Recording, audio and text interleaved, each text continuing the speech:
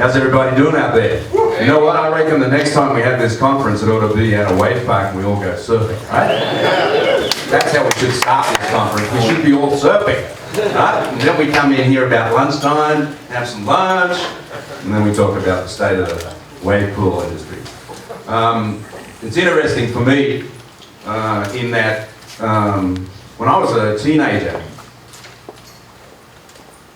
back in Australia, I got an issue of Surfing magazine. This is probably around about 1968, and it had this article in there about Tempe, Arizona, and that's actually the spread that was in the magazine. And that time, the 1968 world champ, Fred Hemmings, had gone with Steve Bigler to Tempe, Arizona to go surfing.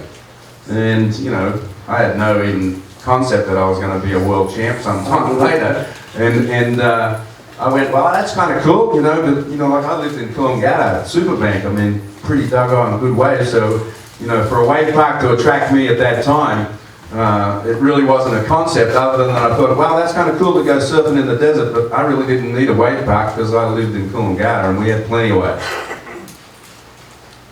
So moving that forward, even in Japan at that point in time, it was going on. It was interesting because, you know, it was the 60s and the beach culture, the Gidget movies and the beach blanket bingo and everything was going on, and even Japan was already on it. And they had a park going on, and this was actually in Surfer magazine, and pretty much the wave park at that time, as you can see, it was just a swell going down a pool, and you would have to have a longboard to catch it.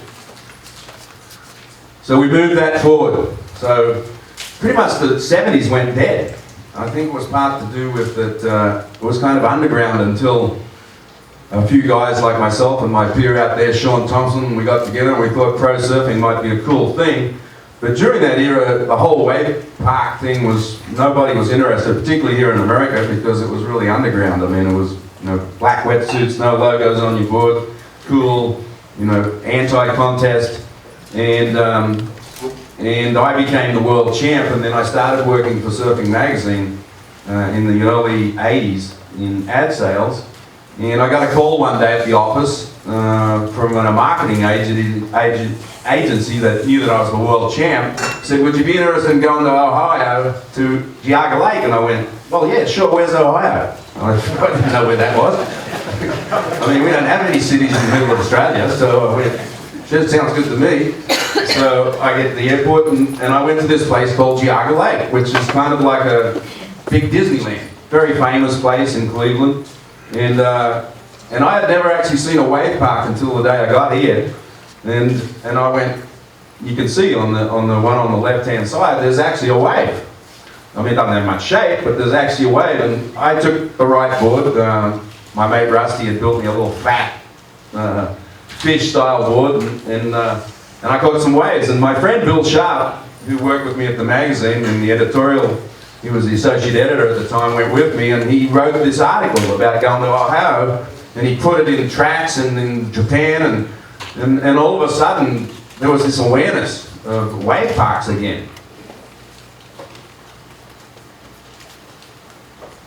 And all of a sudden I started getting calls from all these people. I mean, next thing I was in Memphis, in this place called Venture River, surfing in wave parks. And the interesting thing was, there were different technologies that were making the waves. They weren't all one at the time. There were actually 3 different technologies going on.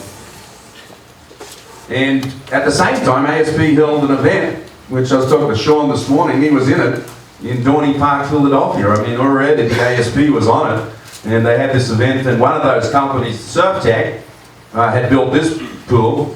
And so at this point in time, in that 85, I'd actually ridden every technology there was. And there were 3 main technologies at that time: SurfTech, Aquatech, Aqualogic, and I think the other one was WaveTech. So over here on this left-hand side, all of a sudden one day I get a call from some Disney executives. And they are talking about the Disney park in Orlando, at actually the entertainment park at that time. There was no wave pool. And So I put together this black book. I didn't bring it today, I still have it. It's about this thick. It was everything that there was about 3 technologies at the time, which was surf tech, wave tech, and aqualogic. And they all had different ideas, and I had written all of them. And these Disney guys came to me and said, we're going to build a wave pool, it's called Typhoon Lagoon, what should we do? And I said, well, I got, none of them are perfect. I said, but the wave tech guys and the surf tech guys, one's bottom is actually pretty good, and the flush system still seems to make the best swell. And I said, so if you put those 2 together, that's what you probably should do. And so that's actually how Typhoon Lagoon came about. They went back and built Typhoon Lagoon, which, as Batsy was saying, we were just there the other night, but even to that point, a little further down the road, through SEMA actually, we had a world-class event there, and Slater was there, and Beshan, and Machado, and the guys were actually ripping in the pool. I mean, the wave was nowhere near the standard of what the ASP might deem as what they want. It's not the dream tour by any means, but guys were ripping in the pool. And the interesting thing, and Doug alluded to it, was that every wave comes out of the machine the same. And within a matter of a couple of heats, the guys that were doing well had figured out that, and they, like a routine in gymnastics, figured out what to do on that wave, because it came out the same place every time, and it had the same section, and sooner or later, you figured out that if you did the turn quickly off the bottom, you'd snap it off the top, you'd get a second section. And both Machado and Slater and Beshan were doing actual little airs on the end. And there are other places doing it. I mean, this is Slater, the greatest surfer that's ever lived, winning the wave pool event. It was the Bud Surf Tour at Adventure River in Irvine. I mean, and a lot of people don't even realize that that cover was actually in a wave pool, and we're talking about the 90s.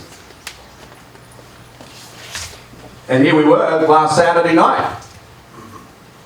This is Typhoon Lagoon.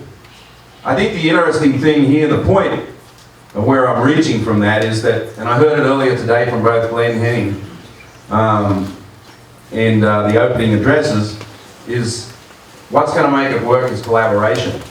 Because this, to be honest, is all about having fun.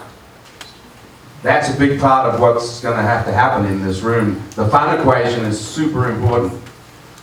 We can't just build wave pools for PTs and Sean Thompsons and Kelly Slaters. We actually have to build them for kooks. Because the kooks are the key to making it financially viable. I mean, Typhoon Lagoon's now been operating with that wave for 25 years. It's the only park that has had sustained that length of time. And as you heard Bassy say, he said, wow, I had fun. I actually had a friend of mine come down and stay with me, which is kind of funny, is the actor Gregory Harrison.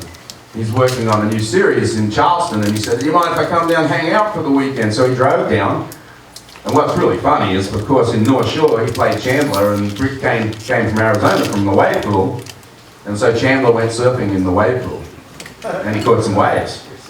And I've never seen a guy get so stoked, you know, and like Chandler's so anti-wave pools, right? Remember the movie? and that just said to me that we have to make what we're doing in this room viable for all levels of surfing. We have to, that's the key. And the interesting thing, even though Typhoon Lagoon has been operating for 25 years, it doesn't operate freestanding. It operates in the concept of a water park with other stuff going on around it. You know, the slides, you know, the entertainment, the food, everything about it. And I think I want to go back to the point, there's a lot of killer great new technologies. There's really great technologies in the rooms. But I think the ultimate wave park or operation is going to be some sort of collaboration, just like it was 25 years ago when those Disney guys came over to me and took me to lunch and said, what should we do? And they built Typhoon Lagoon. I don't think any one of you in the room has the perfect solution yet. I think it's all there. We just haven't figured out how to do it and make it work so that it works for everybody, from the kooks to the good guys. I think that's critical. the million-dollar question is, how do we make it financially viable? And I think Fernando's quest to get us in the Olympics is incredible. He's so hell-bent on getting it done. But getting it done, and I think the wave park thing is critical. And then after you spend the millions to make that wave park, can it sustain itself? I mean, I haven't surfed some of these new technologies, like, my God, I'd love to go to Dubai and see what that's like. I hear nothing but good things. And yet, funnily enough, I've been told that pool that got built by the Sheikh for his son, there was a mistake when they built it and made it better. Which kind of tells you where we're at. Is that we really haven't, no one in the room, none of us have got it actually perfectly right yet. And when we get it right, we want to hold this conference fair, right? When we get it right, who's signing up? I am. Thank you.